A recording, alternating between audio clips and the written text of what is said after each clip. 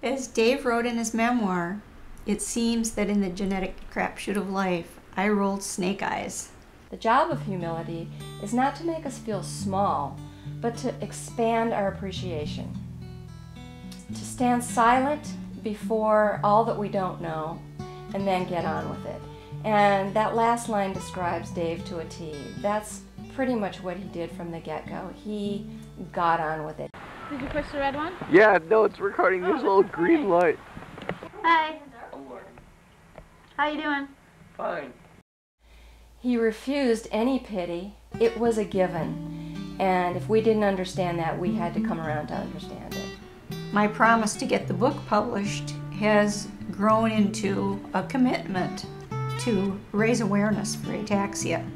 More people need to know about it so that there can be more support and more understanding. Cool? Yeah, it's really great.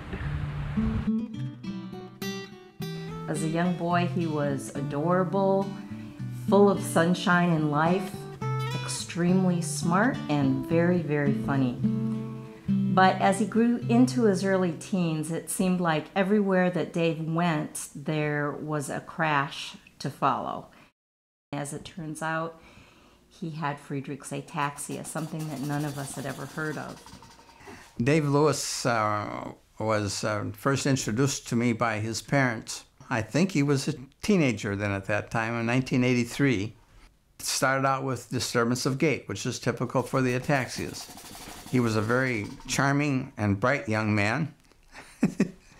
I was not allowed to make statements that I could not back up.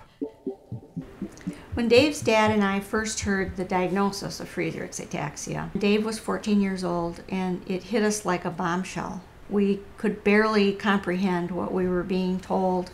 By the time that we all understood Friedreich's ataxia and what it meant, Dave was an adult.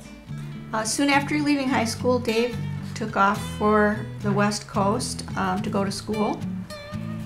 He wanted to avoid ice and snow, but he also was making a statement of his independence.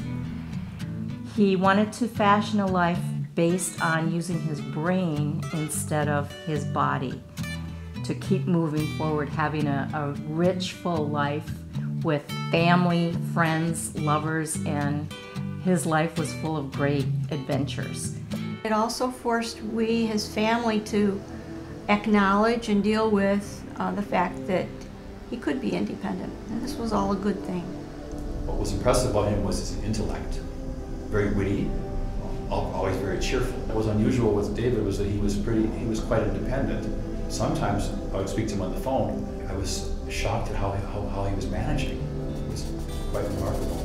It was hard for us to watch and to understand why Dave resisted wanting help in things.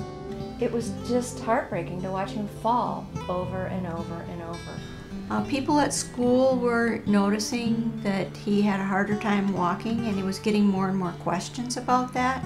He made things up, and he told one person that he'd gotten hit by a train. And he did not want to ever go into a wheelchair, although he eventually did and took it on as a challenge. But he would not let you touch it. He wouldn't let you come near his wheelchair. He was very interested in the research that was going on, and he followed it. He was sorry to see that it wasn't going to help him, but he knew that the cure would be found eventually.